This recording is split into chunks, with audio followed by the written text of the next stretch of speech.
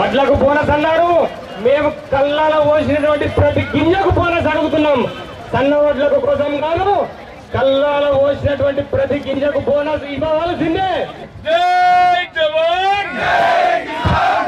రైతాంగ సమస్యలను పరిష్కరించాలని డిమాండ్ చేస్తూ జగిత్యాల జిల్లా రైతు వేదిక ఆధ్వర్యంలో రైతులు చలో కలెక్టరేట్ కు పిలుపునిచ్చారు. భారీ ఎత్తున రైతులందరూ తరలి వచ్చారు. తన మార్కెట్ యార్డు నుండి జగిత్యాల జిల్లా కలెక్టరేట్ వరకు కొనసాగుతుంది. ఇప్పుడు మనం చూస్తున్నట్లయితే భారీ ఎత్తున రైతులందరూ తమ సమస్యలను పరిష్కరించాలని, అన్ని రకాల వరి ధాన్యానికి 500 రూపాయలు బోనస్ ఇవ్వాలని డిమాండ్ చేస్తున్నారు. ఇప్పుడు మన వద్ద రైతులు ఉన్నారు. వారి సమస్య ఏందో అడిగి తెలుసుకునే ప్రయత్నం చేద్దాం. చెప్పండి, మీరు అసలు ర్యాలీ ఎందుకు చేస్తున్నారు? ఇప్పుడున్న ప్రభుత్వం ఏంటంటే మద్దతు ఇప్పుడు వాళ్ళు 1 లక్ష రూపాయలు రుణం తీసుకుంటే 2 లక్షల రుణం తీసుకొని మేము వచ్చినాక 2 లక్షలు ఇస్తామని అన్నారు.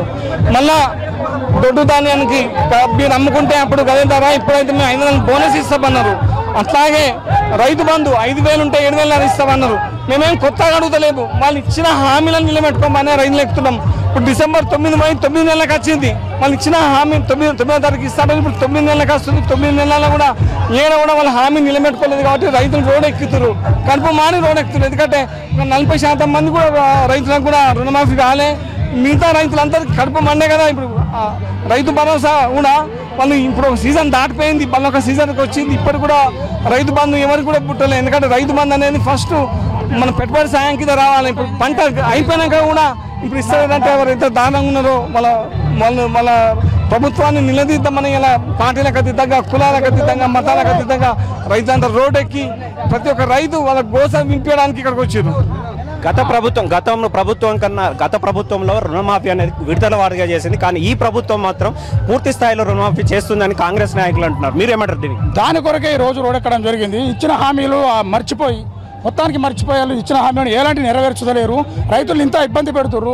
ఈడ కూతపేట దూరంలో ఇదే కాన్స్టిట్యున్సీలో కొట్ల కాన్స్టిట్యున్సీలో 4 మంత్రులు వచ్చారు. ఈరోజు వాళ్ళ దాకా వినపడదాకా ఈ పోరాటం ఆగదు. వాళ్ళు వచ్చి ఏదైనా ఒక హామీ ఖచ్చితంగా మీకు మేము హామీ ఇస్తున్నాం, వచ్చేదాకా ఇక్కడికి ఇవ్వడం జరగదు. దయచేసి ప్రభుత్వానికి ఇకనన్నా కొన్ని కళ్ళు తెరిచి రైతులను చూసి ఒక పరి విరండయ్య చెవులు పెట్టి మా అర్థనాదాలు మీకు వినపడుతున్నాయి, మా జయజయాలు మీకు వినపడుతున్నాయి, ఖచ్చితంగా మీరు ఇక్కడికి వచ్చి హామీ ఇచ్చేదాకా కూడా మేము ఇక్కడికి కరెక్ట్ దగ్గరికి వెళ్ళేసేయలేదు. జై జవాన్. రైతుల సమస్యలు పరిష్కరించే వరకు ఈ నిరసన కొనసాగుతుందని చెప్పేసి, రుణమాఫీ అనేది పూర్తి స్థాయిలో ప్రతి ఒక్క రైతుకు ఆంక్షలు లేకుండా కూడా కొనసాగించాలని చెప్పేసి డిమాండ్ చేస్తున్నారు. అదేవిధంగా వరి ధాన్యంకు 500 రూపాయలు బోనస్ ఇస్తానని కూడా తెలియజేశారు.